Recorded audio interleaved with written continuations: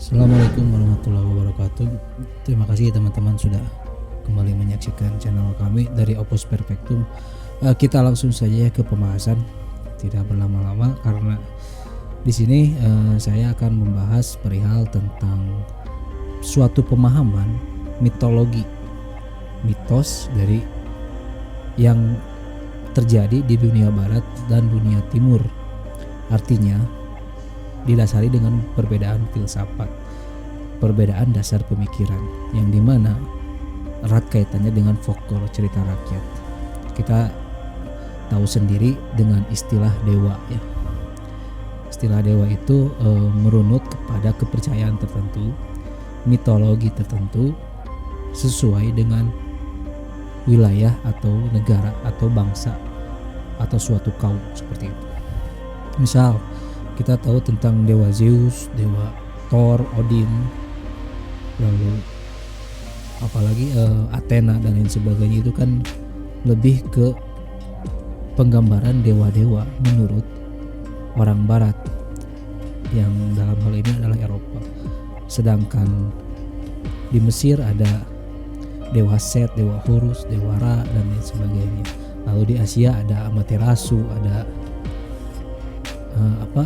Orochimaru dan lain sebagainya. Itu kan yang di nama-nama Naruto itu kan mengambil dari mitologi dewa-dewa atau dewa-dewi Jepang. Di Indonesia juga kan ada seperti itu. Nah, sebenarnya ada perbedaan konsepsi antara pemahaman dewa belahan bumi bagian barat dan pemahaman dewa belahan bumi bagian timur. Di mana di timur itu, contohnya di Asia, lebih menekankan sosok dewa itu adalah suatu entitas yang sangat powerful, berkuasa, lalu dipersonifikasikan kepada tokoh raja tertentu. Misal ada raja di kerajaan atau di kekaisaran Jepang, Korea, Cina, lalu India dan lain sebagainya. Biasanya raja itu dianggap sebagai wakil dewa atau perwujudan dewa seperti itu. Tapi sebaliknya di barat itu menekankan. Jadi di timur itu manusia menjadikan manusia itu seolah-olah dewa seperti itu. Raja itu dianggap dewa. Tetapi di barat itu mendewakan manusia seperti itu. Seperti contohnya Zeus, Odin dan lain sebagainya. Itu kan humanoid sebenarnya. Humanoid dan punya sifat-sifat manusia di dalamnya. Dewa tetap dewa dianggapnya, cuman punya sifat-sifat manusia di dalamnya. Ini perbedaan, tapi maknanya sama, mempunyai makna sebagai perwakilan untuk masyarakat sekitar. Baik di timur, dewa itu personifikasinya adalah raja yang memerintah, raja yang berkuasa. Karena menjadi raja berarti mempunyai rakyat. Nah, rakyat itu yang harus disejahterakan oleh raja. Sedangkan di Eropa, dewa ya dewa, raja ya raja. Tapi dewa mempunyai peranan penting untuk mensejahterakan masyarakat juga. Jika teman-teman atau kalian telisik secara pasti, secara telusuri secara dalam, makna dewa ini bagaimana bisa muncul? Sebenarnya dalam bahasa Inggris kosakatanya tetap God, hanya saja penulisan huruf G-nya dibedakan. Ada God dan God. God yang merujuk pada makna dewa itu G-nya kecil. Sedangkan God yang merujuk pada makna Tuhan itu G-nya besar. Artinya Tuhan itu maha kuasa atas segala sesuatu. Maha kuasa atas segalanya. Itu lebih cenderung ke pemahaman timur. Jika pemahaman barat, dewa itu tak ubahnya manusia yang mempunyai kelebihan melebihi manusia seperti itu. Jika ada manusia yang kemampuannya di atas normal manusia, maka mudah dianggap dewa seperti itu. Dan itu menjadi mitologi tersendiri untuk bangsa-bangsa tertentu. Jika menurut teori konspirasi saya sendiri, artinya penelusuran saya pribadi, opini saya pribadi, kenapa si raja itu bisa diibaratkan sebagai dewa, dan di belahan bumi bagian barat tadi timur ya. Ini yang belahan bumi bagian barat juga si dewa itu bisa dianggap raja seperti itu. raja segalanya untuk manusia. Di timur untuk manusia raja itu, di barat dewa yang mana itu adalah raja untuk manusia juga.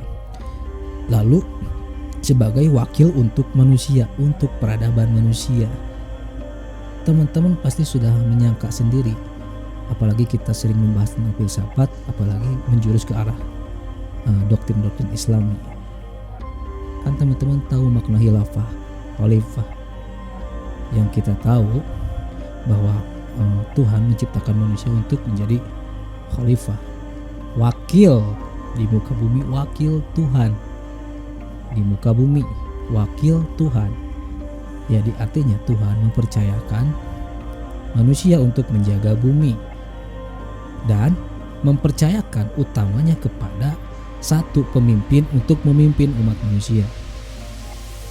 Nah, itu menurut saya itu awalnya, permulaannya.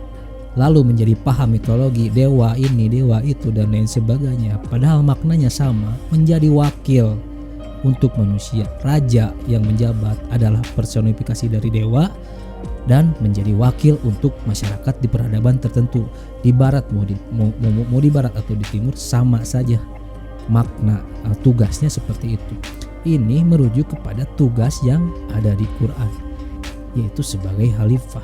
Nah, menjadi mitos dewa dan lain sebagainya itu adalah tergantung generasi yang memahami literatur tersebut, yang memahami apa makna di balik ini. Jadi sebenarnya tiap rasul yang diturunkan itu selalu diturunkan di saat yang tepat, selalu diturunkan di saat yang genting. Misal ini kelompok masyarakat ini sudah terlalu menyimpang, sudah susah diluruskan, maka turunlah nabi di situ untuk meluruskan kembali, untuk menghilangkan kesesatan dan lain sebagainya. Nah, untuk memurnikan makna tersebut, karena bisa saja yang dianggap dewa itu adalah raja yang sudah meninggal, lalu didokumentasikan jasanya dan lain sebagainya, lalu dibuatkan patung, lalu disembah dan dianggap dewa seperti itu, sebagai dewa untuk manusia. Padahal tugasnya wakil untuk manusia dan merujuk kepada tugas Adam pertama diciptakan untuk menjadi khalifah, untuk menjadi wakil di bumi ini untuk manusia, menjadi pemimpin seperti itu. Ini opini saya kalau mau dicocokkan seperti itu. Tapi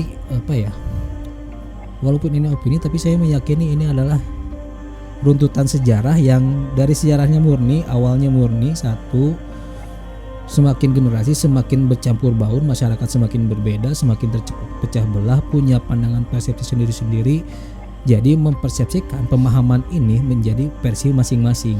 Ada dewa ini dan lain sebagainya. Padahal itu mungkin adalah raja-raja terdahulu yang dianggap wakil untuk manusia, wakil Tuhan untuk manusia. Bisa saja yang didewakan oleh mereka itu adalah sebenarnya orang soleh dulu atau orang hebat dulu yang pernah hidup dan lain sebagainya, karena meninggal lalu dieluk-elukan oleh manusia dan lain sebagainya, akhirnya menjadi buah bibir, menjadi cerita rakyat, lalu turun-temurun menjadi legenda, dari legenda menjadi mitos yang dilebih-lebihkan seperti itu.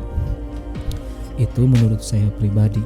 Seperti halnya kurban, di mana-mana di kebudayaan tertentu atau di belahan bumi manapun, dari zaman dulu, dari zaman sampai zaman sekarang, selalu ada saja kultus atau kepercayaan tertentu yang mengetahui tentang pengorbanan untuk dewa, pengorbanan untuk Tuhan, pengorbanan untuk alam, kurban untuk gunung, dewa laut dan lain sebagainya. Kurban biasanya hewan sembelihan dan lain sebagainya.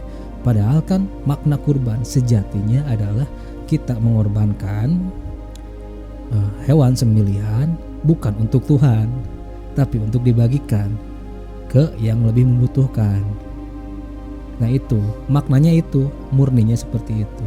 Tapi semakin generasi, semakin banyak manusia yang salah persepsi dan lain sebagainya, maka maknanya bergeser. Disitulah turun nabi, disitulah turun penyampai kebenaran dan sebagainya untuk meluruskan kembali, biar ini tidak menjadi kebudayaan yang semakin marak karena tidak menjadi tauhid lagi gitu, melenceng dari tujuan Tuhan. Nah, Mungkin itu penjelasan opini tentang sudut pandang saya mengenai apa itu makna dewa, apa itu makna Tuhan, seperti itu. Terima kasih sudah menyaksikan. Wassalamualaikum warahmatullahi wabarakatuh.